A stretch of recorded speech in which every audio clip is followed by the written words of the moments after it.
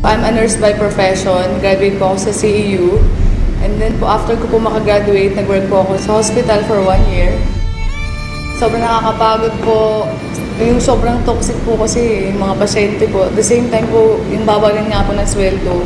Kumbaga yung effort mo na magtrabaho dun, parang hindi talaga worth it. Gusto ko talagang makapunta sa ibang bansa, kaya rin ako nag-nursing. Napapagod lang ako, tapos po wala rin ako naiipon. Kung dito lang ako magtatrabaho, walang mangyayari sa future ko. Nung naka 1 year na po ako sa hospital, kumbaga parang na-realize ko na hindi ako para dito sa hospital.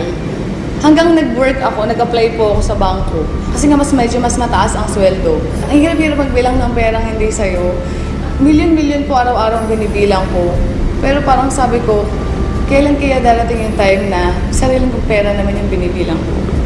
Sa araw-araw po na pagtatrabaho ko sa bangko, aga-aga ko pong gumigising and then sobrang late na po ako umuwi. Tapos wala pang 500 yung kinikita ko sa isang araw. Kumbaga talagang hindi po talaga siya worth it na pagtrabahuhan. Minsan, nasa-short din ako sa bangko. Siyempre, kailangan mong bayaran yun, di ba? Magkano na nga lang po yung sinasweldo ko sa bangko, tapos kakaltasan ka pa.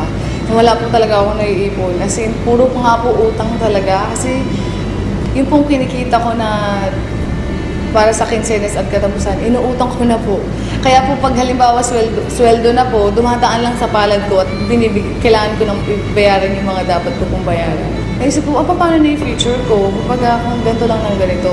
Etong negosyo na to, pinagdasal ko kasi talaga siya. Nung after ko pong magdasal, actually, mga ilang days lang namig ko po si Upline Jong Jorge na isa rin po sa mga Millionaires Club ng Royal. Kumbaga po, sobrang blessing na ma-share sa akin yung opportunity. In-explain niya sa akin yung negosyo. Ang ganda pala talaga ng Royal.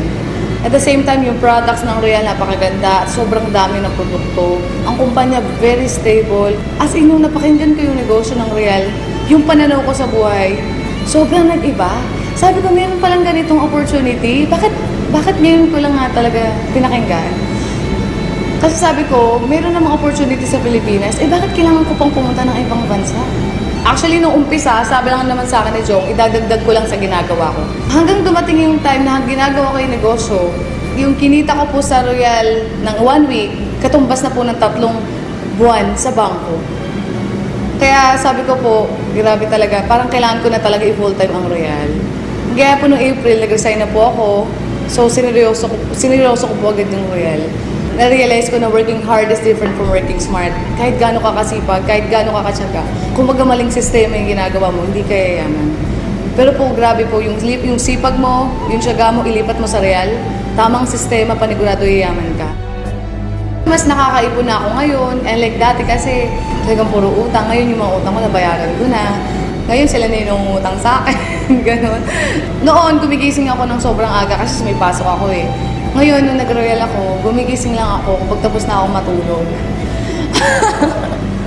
After 7 months lang, nakabili po ako ng brand new Ford Fiesta because of Royal Business Club. Kaya sobrang thankful po ako, buti na lang may Royal. Lahat po naging negative sa akin, sobrang naging positive po sila. Yung pera na dati sa bangko, sobrang pagod ako magbilang ng perang hindi akin. So nakakatawa dito sa Royal, sariling pera ko na yung binibilang ko. Doon ko nakita na yung magulang ko po sobrang proud sa akin. Kumbaga kahit hindi ako nakapag-ibang bansa, kayang-kaya kong tuparin yung mga pangarap ko kahit dito lang sa Pilipinas. Kasi may Royal Business Club.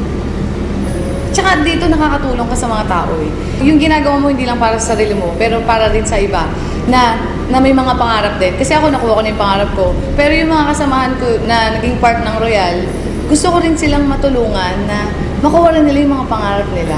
Ang sasabi ko lang lalo na sa mga kabataan, sa mga empleyado rin na tulad ko, syempre naging empleyado rin naman ako, na maging open-minded lang kayo. Buksan nyo lang yung puso't isipan ninyo. At the same time, dito hindi naman sinabing iwan mo yung ginagawa mo eh. Ang sabi lang naman ni Royal, idadagdag mo lang sa kung anong ginagawa mo. Kung wala kang dinadagdag sa ginagawa mo or binabago, hanggang dulo wala namang magbabago. Meron lang kasi akong binago, meron lang akong dinagdag. Kaya may nagbago. Kumbaga yung mga pangarap ko, nakuha ko because of Royal Business Club. Buti na lang may Royal.